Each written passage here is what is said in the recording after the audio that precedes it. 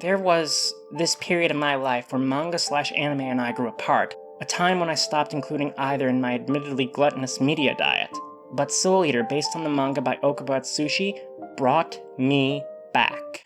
From the first scene of the first episode, I knew I had found something special. A long-form story whose art and heart is Halloween. Just look at these somber colors. This Tim Burton-laced art style. Episode 1 wowed me, and I couldn't wait to see the whole series. Unfortunately, starting in episode 2, a problem begins. It's the sky. This bright blue sky. And the somber colors are gone for great stretches. It's the second episode, and Halloween is suddenly over. The strange, moody atmosphere balancing the absurdity has been ripped away. The magnificent promise of the first episode denied. But then, like the holiday itself, Halloween in Soul Eater comes back, and then it leaves. And then it comes back, and then it leaves. And it continues to do so throughout the entire series. There was so much to love in Soul Eater's anime that this inconsistency wasn't a total deal breaker for me. It was still good, but anytime they put on a scene in the day that could have been at night, I wanted to reach into the screen and fix it. Flip a switch and make it after dark, and for scenes where daytime was necessary, another simple fix. Make that bright blue sky the dreary, grainy gray of autumn, but I couldn't. And so there were entire episodes of Soul Eater that always felt like they were falling short of their true potential. Such a small thing. It was disappointing, almost frustrating. Fortunately, because of the nature of its form, the manga doesn't suffer from this setback at all. Rendered in glorious black and white, except for its admittedly awesome chapter pages, in the Soul Eater manga, it is always Halloween. Everything great about the anime is better in the manga. It has so many monsters. A cast composed of nearly every archetypal Halloween costume. There's a vampire, a werewolf, ghosts, a ghost ship, witches, plural. This witch is Medusa the Gorgon. This witch is Arachne, the Spider-Woman. A devil, a zombie, grim reapers, not one, not two, but 3 mummies, more witches, a Frankenstein who is both doctor and monster, Jack the Ripper, a dragon, a cyclops, a succubus, golems, a female Freddy Krueger, basically Jason Voorhees, a menagerie of evil clowns, a priest, and seriously so many witches. Spoilers, even she is a witch. The witches must be really, really important for some reason. And the world they exist in is a fractured fairy tale mirror of ours, a dreamscape, with an anthropomorphized sun and moon, where every day feels like October 31st, and oh, it has such sights to show us, with a scope that is global, taking us around the Earth and beyond. Just look at this art. Often, it's positively nightmarish, but it also frequently looks oddly storybook, doesn't it? I love how often the stars are depicted as simple star shapes or pentacles. Also, look at these souls. Every character has one of these. I mean, these have to be the coolest battle auras in all of manga. But maybe you don't care about any of that. Maybe you're like, yeah, this is pretty and all, but what about characters' worldviews and allegiances being debated by beating on each other with hella cool superpowers? Well, my freaky darlings, let me just say, to this day, Medusa vs. Stein is one of the best fight scenes in anime and manga I've ever seen. Each character has their own power set working against the opposing side. Medusa is snake-themed. Those arrows or vectors are her snakes. She has these arrow tendrils that she strikes with, and Stein, who is mad scientist/surgery themed, counters by chopping them with Spirit the Scythe, or striking directly with his soul wavelength. But he can't chop her, because she has this arrow tail that allows her to maneuver around his blows perfectly balanced. Stein counters by using his power to stitch her to the ground, but he can't get to her because she plants a vector plate, which sends the person on it flying in the direction they're pointed, including her once she gets loose, allowing her to attack at high speed. So what does he do? He sutures himself to the ground so she can't move him. She traps them inside a circle of plates so he can't get away from her strikes. And when she comes in for the kill, he sutures her nerve endings at the last second so she can't move. But he can't strike her because of the concentration this precise of a suturing requires. And once those sutures are gone, baby, she is going to make his head roll. And then, breaking up this fight is a race against time to stop Medusa's cohorts from releasing an unstoppable demon god, the Kishin, Ashura, and another equally awesome and thematically relevant fight between Maka and Krona that turns into one of the most effective emotional moments in the series. This is all just part of one arc. The creativity on display in Soul Eater is awe-inspiring, and all of it is just so Halloween. So Halloween, in fact, I even wrote my original script in black and orange.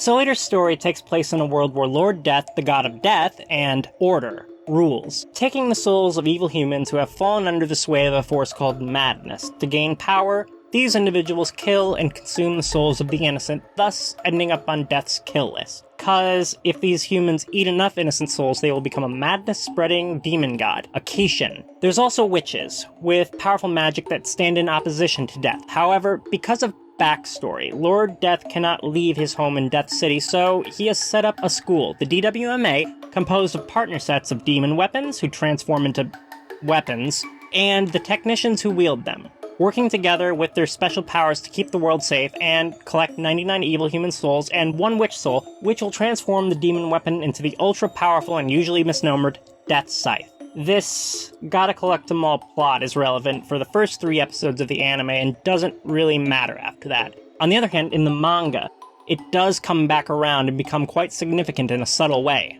At the center of the series are our heroes, Maka Allburn and her partner Soul Eater Evans, and their friends, obnoxious narcissist Blackstar and his partner Tsubaki, and Lord Death's cemetery-obsessed son, Death the Kid, and his partners, the Thompson sisters, Liz and Patty. And in the other corner, most notably, is the heretical witch Medusa and her squad, including her abused, canonically non-binary child, Krona. Medusa's goal is to either make Krona a Kishin or to free the original one, and she succeeds in goal 2 a quarter of the way into the series, plunging the world into madness and the rest of the story. That's where my summary stops. That's around chapter 25 out of 113, because while I emphasized the Halloween candy coating in my opening, Soul Eater has so much more going on, and we're gonna talk about it. The amazing and the bad.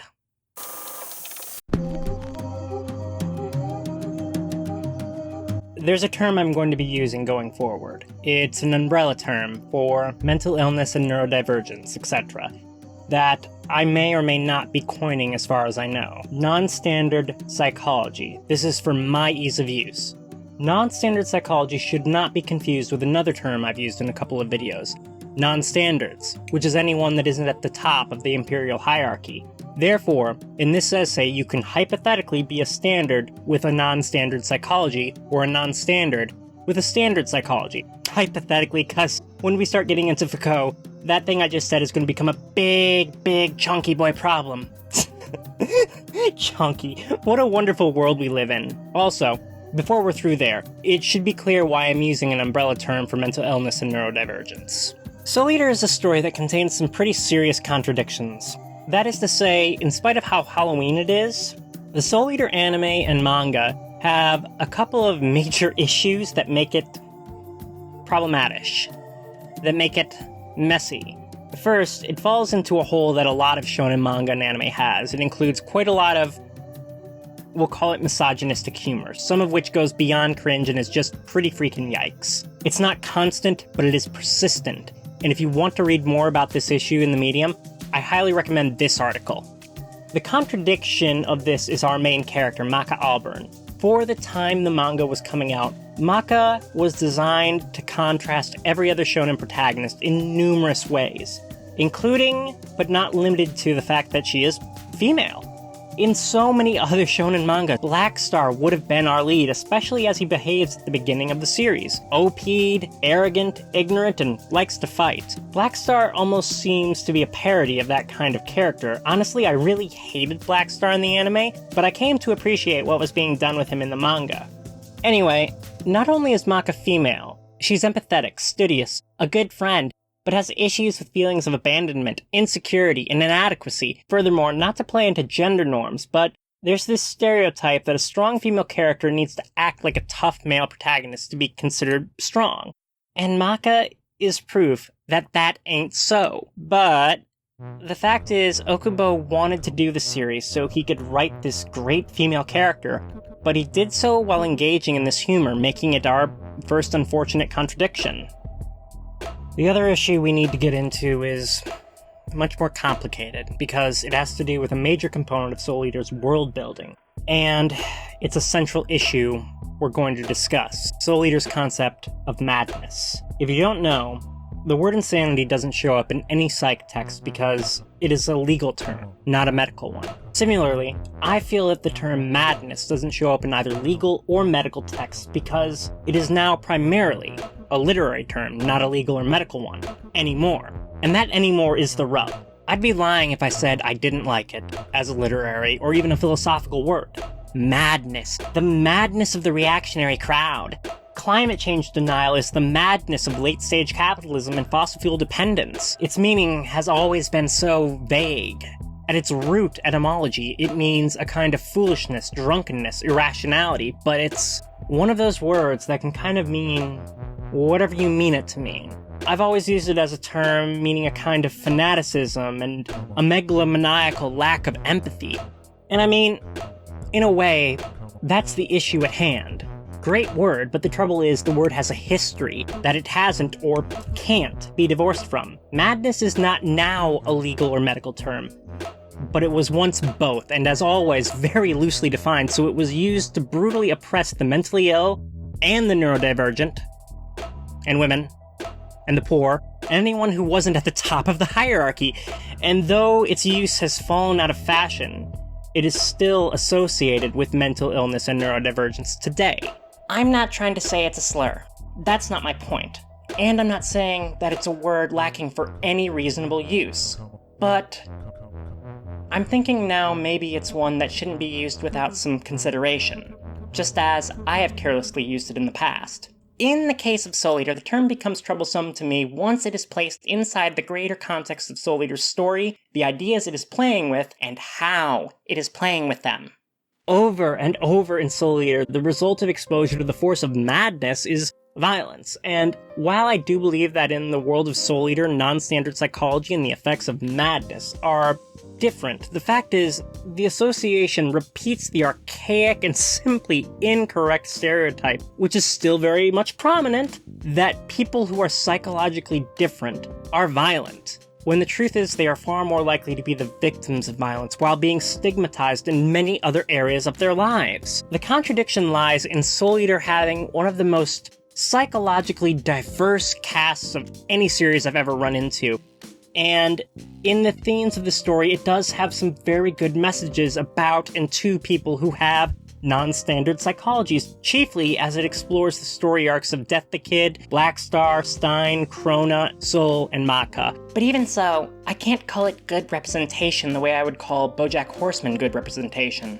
Because all this manages to repeatedly crash into a major wall for how often certain characters with non-standard psychologies are played for dumb laughs. Most notably in the case of Death the Kid, who has a crippling obsession with order and symmetry that the fandom has mischaracterized as OCD, and it's so often made into a joke. You see what I mean about Soul Eater being contradictory, about it being messy? And all this mess makes getting at what Soul Eater is trying to say really difficult, because it's interested in a few different ideas about madness, and it juggles these about, and ties them together, trying to get at something. We're going to talk about all that, but I'm warning people about these issues because they inarguably exist in the text. I want to say that these issues get better, but they're there right up into the final chapter. This isn't really an essay about how Soul Eater is problematic, but the idea of madness, the force of madness in the story is so prominent and central to Soul Eater. It would be irresponsible to send anyone off to watch or read without that warning. While I wouldn't say it's central, a similar warning goes for the misogynistic humor. The fact is, while we're going to get into my reading of what Soul Eater is trying to say with its world and its use of madness, reminder that this video is a reading, which is limited by my knowledge perspective and, being a reading. I also don't think that the positive messages I see there erases the mishandling of this very real aspect of many people's lives. Both the bad and the good are there. They are just there.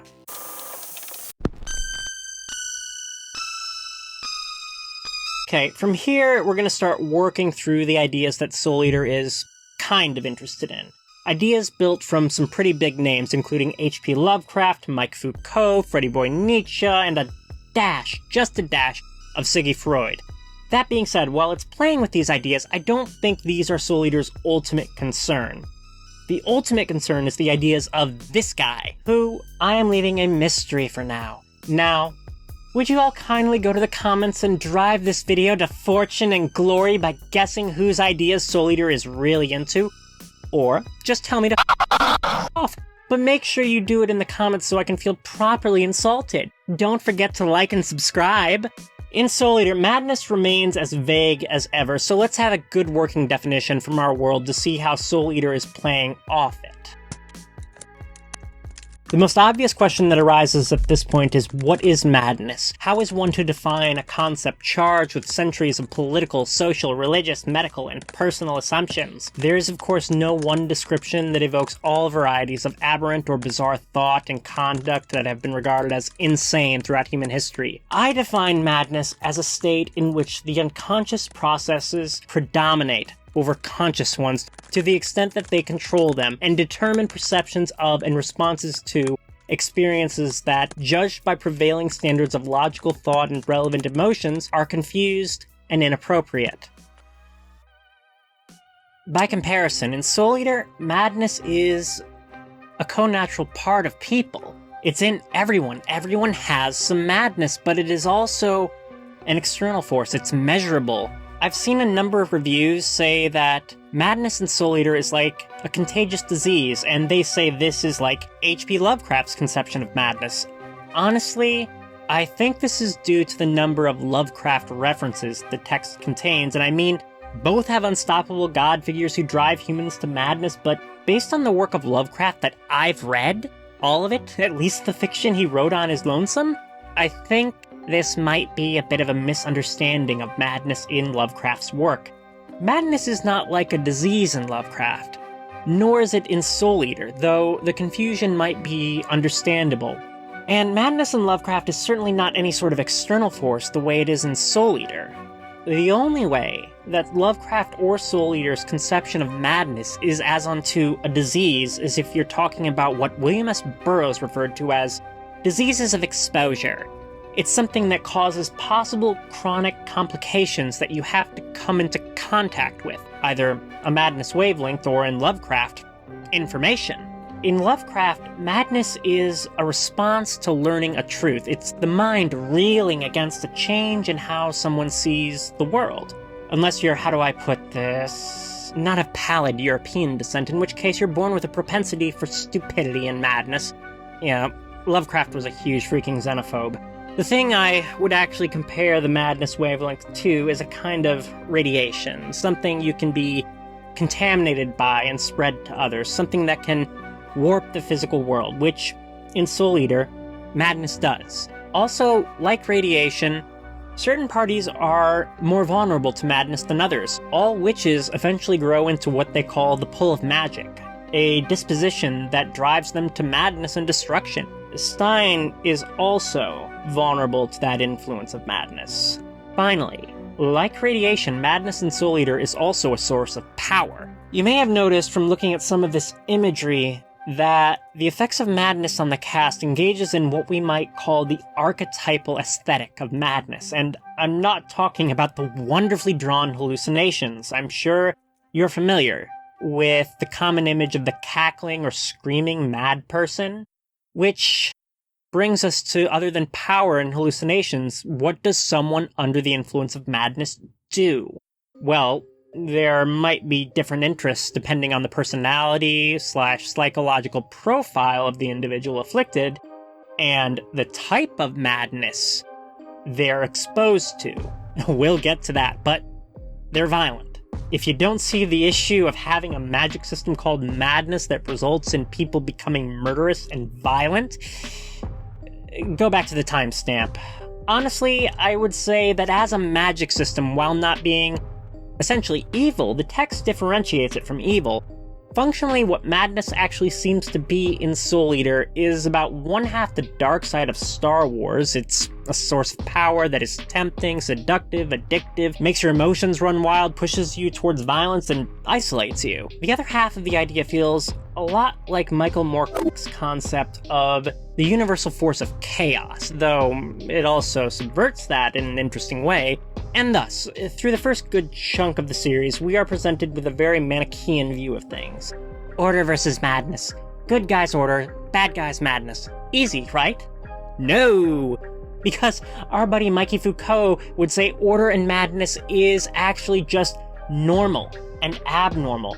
And he would also say that there is no madness, no abnormal, without the order that said, "Egad!" before defining it, naming it, and locking it into a formerly empty leprosarium in need of tenants.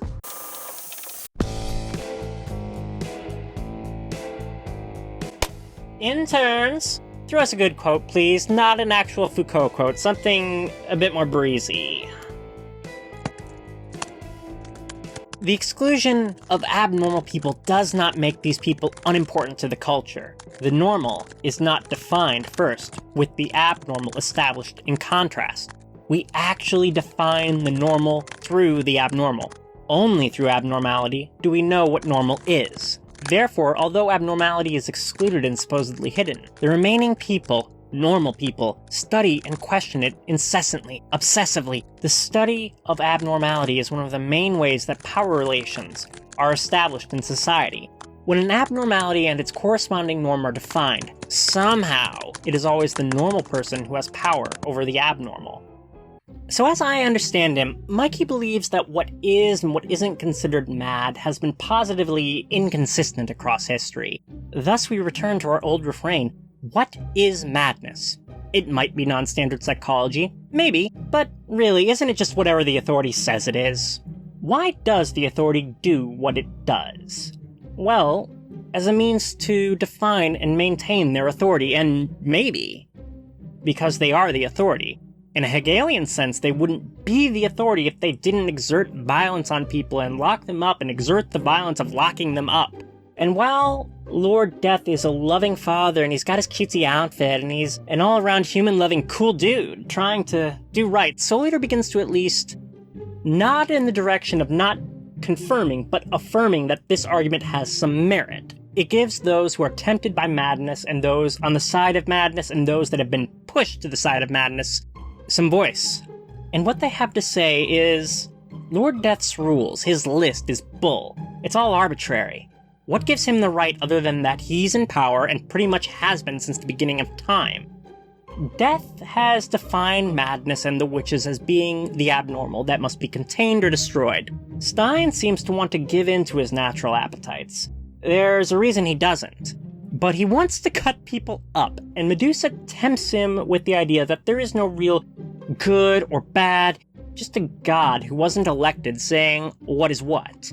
And as a result, Stein has to repress himself. In Medusa's eyes, he's living a half-life. All witches live in exile, fearing for their lives because while they are not as dangerous as a Kishan, they are creatures of madness. They have a destructive disposition. They're hunted for being outsiders in Death's kingdom, which is the entire world. Interestingly, the only truly evil witches we meet in the series are the heretical witch sisters Medusa and Arachne, whose acts and goals make them pariahs from their own categorization. However, it would be a lie by omission to not tell you Soul Eater kind of flubs this questioning of authority, mainly because the big mouthpieces of madness, other than Stein, who remains on Death's side, are for the most part all complete monsters. Arachnophobia and the Kishan's goal is to replace Death as god of the world and spread madness so all might be the chaos of the war of all against all, the strong over the weak. Medusa doesn't even want to rule, she's just kind of the Joker.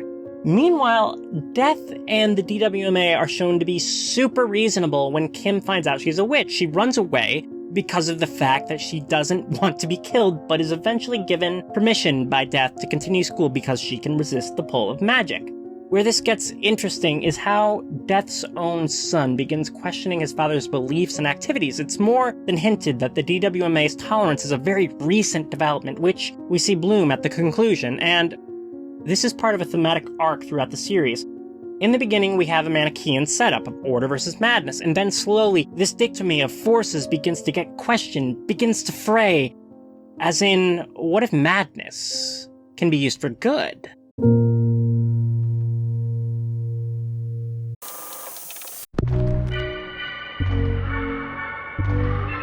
In the manga, the most important reoccurring versus setup is Maka and Soul versus Krona. And I guess Ragnarok, who is technically his own character, but to be honest, I kind of just see him as an extension of Krona's trauma. Ragnarok is the cruel, bullying internal voice that was intentionally planted there by Krona's mother, Medusa, to control and torment them, just as in the text, Ragnarok was melted down, mixed into black blood, and placed inside Krona's body. Maka's partnership with Sol plays a much more crucial role in these conflicts, with him making active choices in his own arc. They only survive their first fight because of the interference of Stein, and Sol nearly dies protecting Maka. It is through this contact that he is contaminated by a powerful madness catalyst, the Black Blood. There is a serious unspoken question about the Black Blood. Does it induce madness the way the madness wavelength does, or is it more limited, just bringing out what's already there? In Sol, it manifests as a black room inside Sol's soul, with a demon occupant who tempts Sol to access the power of the Black Blood to tap into his madness, which will spread to Maka, granting them great power. Accessing this madness becomes imperative in their second fight with Krona under the DWMA. Maka can sense there is something off about Krona, something unusual, and that if she could just better understand them, she might be able to reach them. In a magical sense, she's trying to empathize with Krona, and she and Sol decide the best way to do this, while surviving, is to exploit the madness without giving into it. Though, that's the issue, doing it without being consumed, and she and Sol nearly drown in it. But working together, trusting each other, they manage. They are able to match Krona in combat, and of even more significance, Maka is able to reach the sad, lonely, suffering person Krona actually is and help them by befriending them, helping Krona throw off the influence of the madness that had been swallowing their soul. And while this is probably the most emotionally effective event for indulging in madness to positive ends throughout the entire series, it's certainly not the last time we see it. Eventually, Maka's entire team is able to resonate together, empowering themselves with madness, synchronized with Sol's Black Room piano playing while staying totally under control. Even later, Death the Kid and Black Star's character arcs lead them to tapping their own madness, always with the support of their friends and partners, and eventually, it seems to just become another tool in their arsenal, if always regarded with some caution. While it never draws us a model, I think Soul Eater has some particular ideas about how the mind and madness works, and it's heavily influenced by base-level ideas of two very controversial thinkers. From Freud, we take the idea of the components of the self, and from Nietzsche, the concept of the Dionysian as opposed to the Apollonian. Now, it's definitely not an exact map, it's just a rough combination of similar ideas, and because Soul Eater didn't draw a model, this class here is what we'll call the self, roughly equivalent to Siggy's ego, the normal mind with normal thoughts. Not that I think that Siggy's ego was normal. And then, hidden below, there is a more ancient part of the mind that contains the character's natural madness. It's like Freud's idea of the id. And that madness, according to conditions like, say, an external madness wavelength, can flow into the self. But everyone's got a kind of valve, and they can choose to open it wider or try to shut it completely. Certain individuals, witches, Stein, likely Krona, have less ability to regulate this valve, and thus that natural madness can totally consume them. This is what we're presented with initially. However, madness shares some of Freddy Boy's ideas of the Dionysian, so to be a complete being, some madness is mandatory. Nietzsche saw the Dionysian as being drunken and illogical, wild and passionate. Its light side brother is the Apollonian. Logic, reason, all those nasty STEM classes I did everything in my power to skip. Fact is, you need some passion in your life. It's the source of vitality and drive. How bland and empty is life without that? In fact, our reason might be useless without it. You need both the Apollonian and the Dionysian. In other words, completely closing that valve is unhealthy. To do so doesn't just limit what people can do, but what a person is. Without the Dionysian, the result is something less than human. Getting these two drives to work together is difficult, but not impossible. Nietzsche saw their fusion as ideal, as it allowed the tremendous frenzied energy of the Dionysian to be applied constructively inside an Apollonian framework. The Soul's entire story arc is getting over how actually repressed he is, and it's through engaging with the madness that he is able to embrace himself and reach his full potential, which he uses to help save the world. However, that's not to say the danger of falling into madness is an illusion.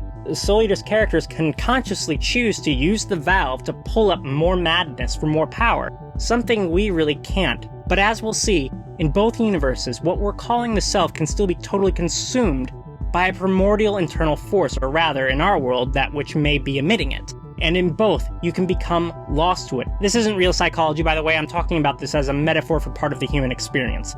Otherwise, I absolutely wouldn't bring up Freud.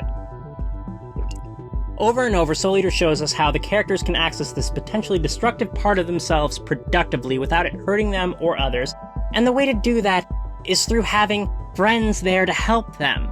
It's through connection.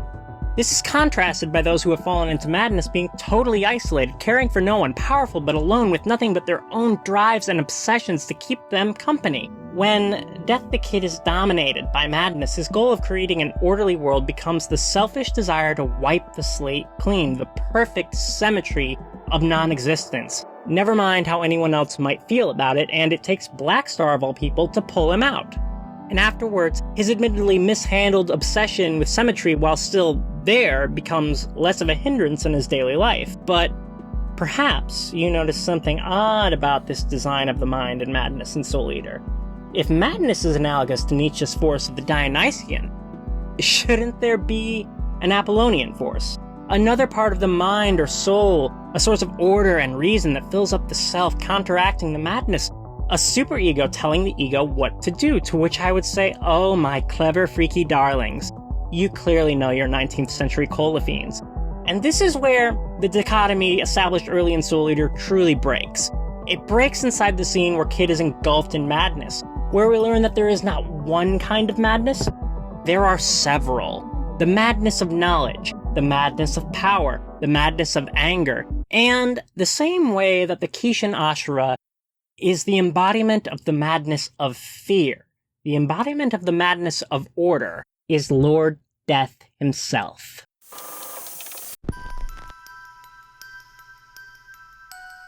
Not only is madness not necessarily evil and destructive and a necessary part of people, but order is not necessarily good. Through Kid, we are given a disastrous view of what order could result in. This, by the by, is very Michael Moore. What isn't so more is the reveal that madness and order are the same thing, hence why there is no Apollonian reason battle in my example. None of this is to say that Lord Death is shown to be cruel or corrupt or destructive. He remains a cool dude. No, this is the stuff that lies between the lines for the most part. Soul Eater kind of flubs its thematics again, but like I say, it's still there because while we definitely don't want Ashura or Arachne to replace Lord Death, if he is also a source of madness, then the world he rules over is only preferable, not good. And certainly, it's not good if you're a witch, a child witch, hunted by the DWMA or forced to live outside of society to remain alive, not for something you've done, but for something you might do. Or it might be to gain a powerful weapon your murder might provide the authority that's hunting you. And Death seems to realize this too, because at one point he admits that the continued constant hunting of witches is part of arms building, as a means to maintain order. In spite of his intentions and how the text of Soul Eater frames him, all of this taken together, it gives Lord Death and his system a really bad look. The hunting of pre-Kishin humans who have killed others to gain power has an argument to it. But the automatic targeting of witches, of all witches, literal witch hunts, that's just wrong. Even worse, because they aren't just being hunted for what they might do, but also to gain the tools to better protect against the potential threat of a new or returned Kishin. It's a perverse kind of utilitarian security logic. Lord Death makes the list. What gives him the right? He is the authority defining the normal and the abnormal, and he has the monopoly on violence. And Death's own son, his successor, begins to realize this, and so does Maka in her own way. especially after the fantastic Operation Baba Yaga's Castle arc where Arachne is taken down and Seoul becomes a death site. It becomes clearer and clearer that while witches have a natural inclination towards destruction, they can resist it the way Stein resists it. By what we're shown, they don't even seem to struggle with it to the extent that he does. And as a matter of fact, since madness is in everyone, doesn't everyone to a certain extent have to resist the pull of destructive impulses? If nothing else, hasn't everyone heard the call of the void at some point for no reason, and then a second later wondered, why the f*** would I think that? Why would I feel that strange, horrid temptation? As far as I'm aware, Call of the Void events happen to people with standard psychologies. It's a weird, creepy part of having a human brain. It doesn't require a mental illness or a bad emotional event, it just happens once in a while. Maka doesn't so much struggle with these grand-scale quandaries as she makes the realization on a personal level. It all comes down to Krona. Their relationship is the most important relationship in Soul Eater. It's also the most tragic. After their second clash, Krona becomes Maka's friend, gets away from their mom, is brought into the DWMA, does good, makes more friends, and is doing really, really well.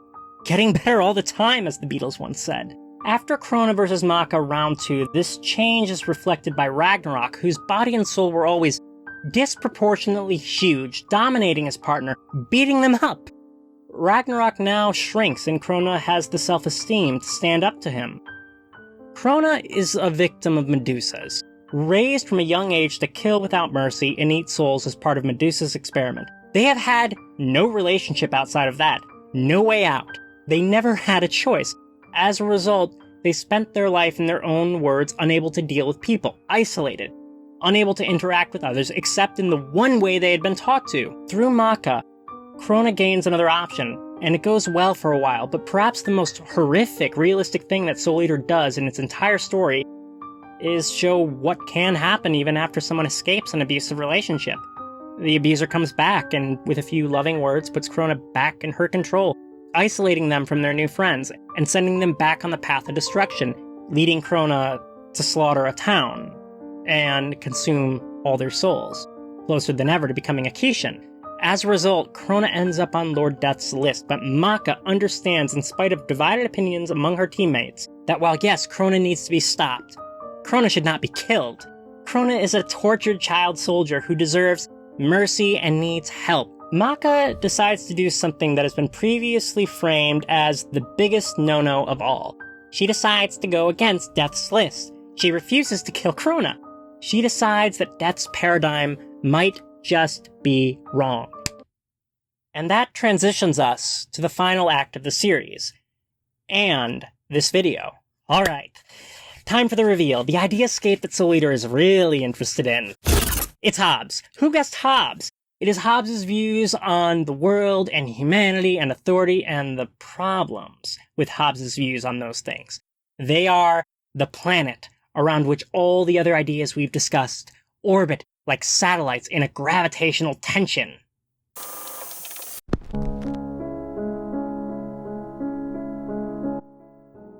The thing is, to my knowledge, Hobbes didn't really write about madness. Or did he? Maybe. Sorta. From a certain POV? See, according to Lillian, who wrote Madness in Literature, the archetypal idea of the madman has its origin in the idea of the wild man. You can see the similarities. The loner out in the woods, outside of society, violent, delusional, problems communicating. Thought of as uncivilized? Among other things, Hobbes was interested in where political authority comes from, or to frame his works within the wheelhouse of my own interests. How does so-called civilization get formed? Actually, it would probably be better to say my interest is much more, why form civilization in the first place? And a critical part of this for Hobbes is what we and our world would be like without any authority to motivate us properly. This he called the state of nature.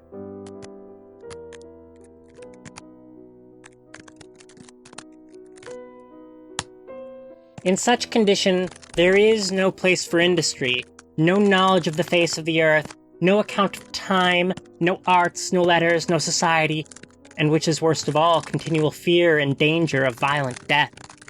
And the life of man, solitary, poor, nasty, brutish, and short. Hobbes believed that the world is a bad place, so we give up freedom to an authority so that we can live under their protection for our own self-interest. A social contract, but he also believed that these authorities were divinely chosen by the biggest, strictest authoritarian daddy of all, God. Is this sounding relevant? It should be. He is certainly not the only social contract theorist, though he might be the edgelordiest. John Locke contrasted him, believing that we give up some freedom, for instance, the freedom to do violence to one another, not only for our own self-benefit, but because we recognize the humanity in each other and believe that each of us should have the same rights. He also believed that authorities could violate the social contract, and it was the people's responsibility to remove them from power. In other words, the social contract is not that we surrender freedom to an authority. No. We surrender some of our freedom to each other. But Hobbes wasn't having any of that, because on one hand, God argument, but on the other, and this is the point we must emphasize for what Soul Eater is getting at, it's not simply the world or the life of man that is solitary, poor, nasty, and brutish. The emphasis is, he thought, we are creatures who are solitary, poor, nasty, and brutish.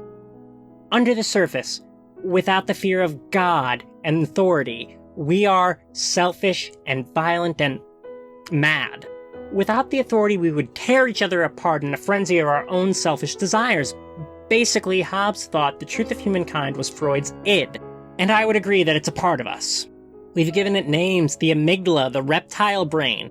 It's the most brutal and ancient part of us. Hobbes's state of nature is reflected in Soul Eater's conception of madness. Those that have fallen into it are essentially alone inside their own heads, unable to connect and unable to care about the concerns or rights of others. A miserable freaking existence, and of course, they're wild and violent. In spite of its name and the ideas the series plays with, Madness in Soul Eater seems to have little to do with the broad expanse of non-standard psychology and ideas about it. That all shows up much more in the personalities of its characters and the circulating themes. Instead, Madness is only falling to the state of nature, to the state of the id. And while there is much raw power and passion that comes from the id, to fall to it is not a fate anyone should wish for. In other words, let me go on record right now and say I'm happy to give up my right to drop an anvil randomly on somebody, because it means I get to live in a world of internet and coffee with friends and hugs and helping each other. For Arachne or Ashura to replace death is an unacceptable idea because it would tear the world apart. It would send everyone and everything back into a permanent state of nature. A world where only the strongest survive until they sleep. But everything would be very unpleasant. That is what is at stake in Soul Eater, a world where everyone, even if they team up, is alone. This is best reflected by Kronos' fall to madness, at which point in a heartbreaking sequence, Maka comes to try and help them, but they can't even recognize or remember her anymore. Not to mention, the final trigger for Kronos' fall to madness is Medusa showing them some basic goddamn affection. But Krona can't deal with that, can't connect anymore, so they kill her. So I suppose what this all means is, even though it's not ideal for the witches being ostracized and unjustly killed, the security state really is necessary, and the characters of Soul Eater should really just accept and be thankful for Lord Death's system. God save the Queen. Well, that's kind of a thing, because by the end of Soul Eater, the text seems to be saying that while submitting to the call of the state of nature is madness, submitting to unjust authority, perpetuating an inhumane system, that's also madness. That is the reflection without any distortion to the madness of order in our own world, after all. You know, I say that, but really it's the system of unjust authority itself that's the real madness. See, in order to prevent pandemonium, Lord Death built himself a panopticon. And if he wouldn't have done that, Ashura may not have gotten free in the first place. It's not really a panopticon. My point is the world of Soul Eater is a security state. It's a society that is driven by perpetual fear, that exerts direct and indirect forms of violence to protect against threats, real or imagined. The violence of security states can be reactive, but are, by their nature, more often preemptive. These societies are, as means allow, heavily armed, surveilled, and controlled. Under security logic, there is no cost too high to pay for the safety of the society, bodily, monetarily, or ethically. Such as the questionable ethics of a school for young people that's made up of one half figurative human weapons and a second half that's literal human weapons. But hey, to live in a security state necessitates constant vigilance. Or, call it what it is, the society lives in a state of fear. All so they might prevent the return of fear incarnate, which means the DWMA is engaged in an honest-to-God war on terror. There's even a part where they mention how the DWMA attacked the Middle East because they thought they were hiding Ashura. But I mean, it's all worth it, right? Wouldn't you rather live in a nice safe panopticon instead of dying inside the pandemonium? The system, harsh as it can be to some, hopefully not you or your loved ones, keeps the world safe, right? Well, no. Not in Soul Eater, if anywhere. The more you tighten your grip, Tarkin, the more star systems will slip through your fingers. Among the major bugs of security logic is the fact that the use of authoritarian violence to ensure peace is not peace. But even if it was, and even if the goal is totally well-meaning, the security through strength methodology ultimately fails as it creates conditions of abuse which produces outsiders who will attack the system that attacks them. Rebellion, trying to change things, or just striking back at the system for good or ill. And when those forces meet violently, you get chaos. Given time, if the system continues its abuse, panopticons produce pandemonium. And that's not even getting into the question of why we should consider panopticons, systems of abusive authority, to not be their own kind of pandemonium outright. If they both cause death and suffering, then isn't the only difference a matter of degrees? Dependent on the particular panopticon? History has shown that when panopticons lose any sense of restraint, they're only distinguishable from pandemonium via branding. I think we should consider what happens in Soul Eater to at least be in part Lord Death's fault. He is God. He has absolute power, and when you have a lot of power and you sustain a system with corruption and violence, then whatever happens inside of it is to some extent your fault, whether you're an all-around human-loving cool dude or not.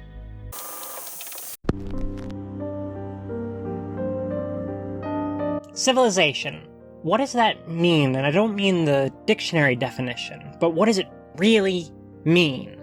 A civilized society. What does it mean to be civil? Politeness? Sure, but polite society ran the Atlantic slave trade. Polite society has committed numerous war crimes and crimes against humanity. Polite society has upheld systemic white supremacy. Polite society invades sovereign nations to plunder their resources. Polite society locks up their own citizens who are not a threat to anyone just for being sick or poor or just a little psychologically different. And while it does so, it declares itself civilized and its victims to be uncivilized. In fact, polite society does these things and talks of helping, of civilizing the other, the non-standard, when it does not simply decide to destroy them. These actions are not polite. These actions are not civil. These are not the actions of civilization. This is, to use the problematic but thematically appropriate term, this is madness. It's the state of nature in a suit. What is civilization? What does it mean? Or perhaps more importantly, what should that word mean? What tenets is real civilization built upon, and how do we get from where we are to where we want to go? Assuming, of course, we do want to go. I'm going to tell you what I think Soul Eater has to say on the matter. In Soul Eater, a time of great crisis arrives for the world and the people in it, and as a result, there comes the opportunity for reform. Reform starts with the youth resisting the orders of the old authority, making better choices than they made, doing their best to fix the problems the authority created. The threat of Ashura submerging the world in his madness, that is the result of the authority, though the text never directly calls it out. See, Medusa freed Ashura. We never find out exactly how she concluded that what the world needed was a Kishin in the state of nature. Maybe she's following the pull of magic that all witches live under the sway of. Except, as we established before, except for her, Erica, and her sister, we never see the witches do anything for the most part in the story except hide from the DWMA. And we now know the pull of magic is not absolute, it can be resisted. It seems to be something everyone has. And with the examples presented, not being chased out of society and having friends seems crucial to resisting that impulse. Maybe Medusa wouldn't have ended up the way she was if she, like all witches, weren't thrown out of the community by the authority and hunted. I'm not saying she's secretly sympathetic, she's a total monster, but maybe she wouldn't have become that if the system weren't oppressive to witches. I think it's a fair thing to think about given how easily the issue of witches is solved in Soul Eater's text. Death the Kid goes to the witches and asks for a truce to help take down the mutual threat of Ashura. After a little bit of tension building, they take him up on that. By the end of the story, the truce becomes permanent. An alliance. The witches are brought into the community, no longer to be hunted. This is why Soul becoming a death scythe in the middle of the series is narratively and thematically valuable, because at the end, Kid proclamates that Soul will bear the title, the last Death Scythe. No more witch hunts. Kid also declares this world not one bound by God's authority, but by people's authority, working together. The world has been made more fair, more just, more humane. For all intents and purposes, they have completed the work of becoming, to my mind, civilization, or they're at least headed in the right direction. What is the basis for real civilization? Not God, not authority. Those have been tried and do not work out well. No, it's the same ball of things that allows the characters to use the power of madness without succumbing to it. It's what people struggling with their non-standard psychology need. It's empathy, support, acceptance, trust, community. Let's just call it the power of friendship on a grand scale. During the final battle on the moon, Stein taps into the madness spread by the clowns to defend his friends, to protect the world, and he does not fall into it. The clowns demand to know why he who is so susceptible to madness, he who is powerful with dark desires, and he who might be better off in the world Ashura would make, might be better off giving into the state of nature, why he remains against them. And it's not because of his fear of Lord Death. He does not fear the punishment for the failure to obey. No, he cares about his community. He loves his friends and his students. That is why he won't give in to the pull. Why he surrenders some of his freedom. He thinks the world is better when people think and care about others. The word trust comes up so many times in the final arc, most often with Kid. When all seems lost, he chooses to trust the witches will come and they will help. He believes in the alliance that he has established, that people are more than the base, selfish part of our brains. He is rewarded. They come, they help, and in the end, friendship is established. Community, civilization. But paramount to everything is, of course, Maka and Krona. At the end of the anime, Maka stands alone, and she beats Ashura by punching him out with a fistful of her own courage. The idea being everyone has courage in them, just like madness. In the manga, courage is not enough. How could it be? Courage isn't antithetical to madness. I believe that they even say that courage can become madness, it can become recklessness. But how can you even destroy a force that is essential to being a person? So, in the end, Ashura in the state of nature he represents cannot be destroyed. It can only be restrained. At the end of the manga, Maka doesn't stand alone. She's with Soul, who taps the power of the black blood, his own passion, which he's able to safely do because friendship, to play a major part in defeating Ashura, who is in battle with Blackstar, Tsubaki, Death the Kid, Liz, Patty, and Maka's father's spirit. It's here Maka's arc with Krona concludes. Maka's refusal to obey the authority. Her empathy pays off by saving the world. It's kind of a riff on the end of Lord of the Rings, actually, with Frodo and Gollum. It takes everyone working together to accomplish this. It takes understanding between different kinds of people. It takes community. And it takes Krona being motivated by their relationship with Maka. Krona chooses to use their blood and the power of brew to seal Ashura in the moon, trapping themselves with the Kishin because they love Maka, because Maka treated them like a person, became their friend. Going into the final battle, there is this segment talking about how community is formed via different people with different views of the world respecting each other. The text declares that the strength of humanity is the ability to understand and respect others, the ability to form friendships and communities. This is the basis of behaving in a civilized way, containing our selfish desires that would hurt others, connecting with others, caring about them, helping them, and letting them help us. And thus, we build or move towards building civilization. We give up something, but we gain so much more. And we do it for the love and good of others, not just ourselves. And thus is the world not only saved, but made better than it was before.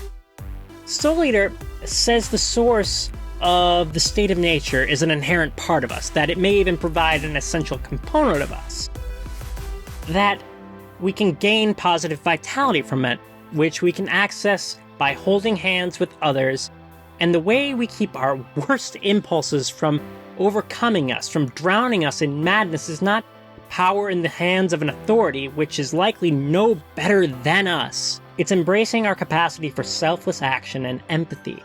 It's reaching out and trying to understand each other, even people who are so different from you. That saves the world. Soul Eater is a mess, and so is this essay, admittedly, but along with its problematic elements are a number of interesting discussions about people and the world, and a conclusion that is affirming of the basic goodness of human connections, human communities, and the human soul. Our capacity for all that we have gotten wrong, to finally get things right. And the path to that is as easy as children deciding to make friends, and it's all wrapped up in a delicious dark coat of Halloween. I'm Horse. Thank you for watching. If you've got a comment, leave it below. I'd love to chat. Don't forget to like and subscribe. Is it too much to say that twice in one video? This was a really long one, so forgive me. Anyway, this is where I get off. Oh, and of course, have a happy Halloween.